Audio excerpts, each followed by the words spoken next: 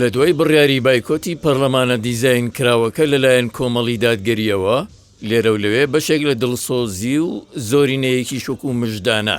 نقڵانەیەوە لێدەن کە کۆمەڵ بەم بڕیارە لە ناو ساحەی سیاسی کوردستاندا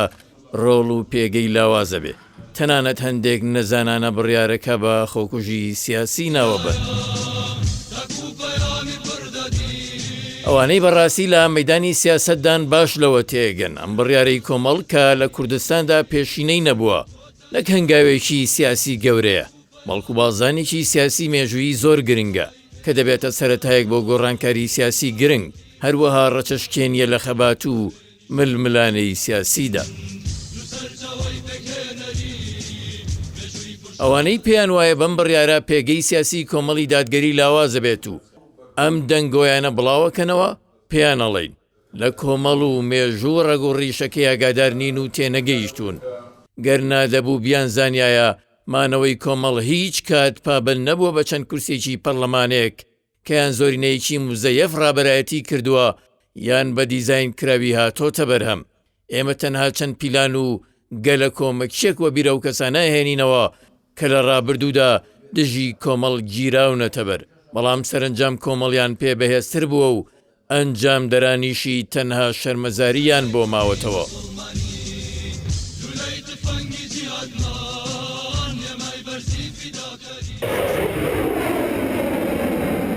سەرەتایی پیلانەکان پێویستەوە بیریە و کەسانە بهێنینەوە کە پیلانەکان دژی کۆمەڵ بە موشکی تۆماهۆکی ئەمریکا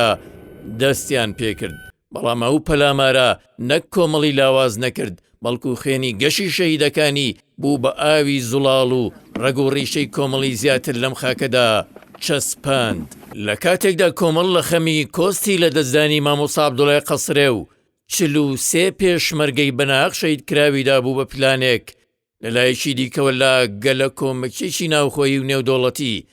بە ئامانجی کۆتایی هێنان بەم حیزبە مامۆستا عەلی باپیر و چەند سەرکردەی دیکەی کۆمەڵ لەلایەن ئەمریکەکانەوە دەستگیر کران کەچی ئەوە سەرنجامەکەی بەهێزتربوونی کۆمەڵ بوو.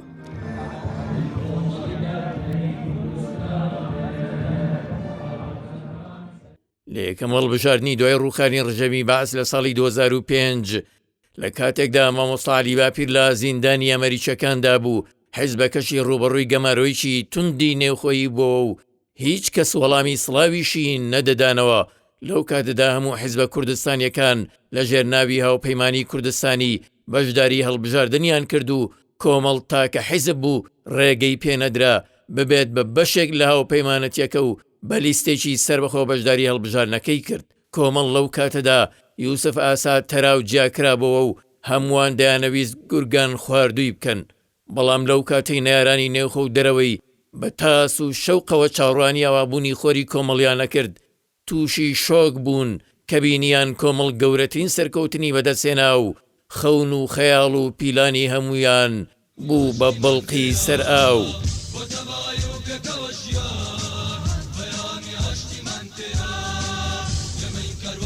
ئەو چەند نمونەیە بەسە بۆ ئەوەی هەمووان بزانن پیلانەکان کۆمەڵ بەهێزترەکەن چونکە کۆمەڵ ڕەگ و ڕیشەی لە نێو کۆمەڵگەی کوردەواریدا ڕۆچووە و وزە و هێزی خۆی تەنها لەوێ وەرەگرێ. ئەم هەڵبژاردنە دیزاین کراوەش کە کۆمەڵ وێرانان جام و پەرلەمانەکەیشی ڕەت کردەوە بە پشتیوانی خودا دەبێتە خاڵێکی دیکەی وەرچەرخان بۆ کۆمەڵی دادگەری.